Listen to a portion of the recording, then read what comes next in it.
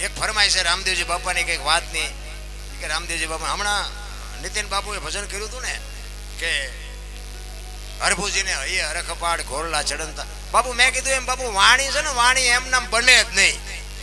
જ્યાં જ્યાં વાણી છે ને ત્યાં બધે બાપુ વાતું પડી છે.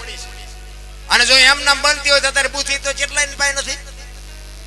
ઉપા વાહડા જેવા રખડે છે, ભણેલા છે. આપણે 40 વર્ષ ત્યાં કોઈ દીકરી નથી દેતું, શું પૈસા ને ભણતર ને કરવું, એ ખૂંટિયા જેવા રખડે. એમ નથી બાપુ. પૈસાથી જો બધું મળતું હોત ને તો બાપુ આ પૈસા વાળા આપણે હાટું કઈ વધવા ન દે. એમ નથી. બાકી તમે ગમે અહીંયા જાઓ ને બાપુ આમ જગ્યા થાય, આવો આવો થાય ને બાપુ, એમ સમજી લેજો કે તમારું જિંદગીમાં કંઈક માણાના લિસ્ટમાં નામ છે.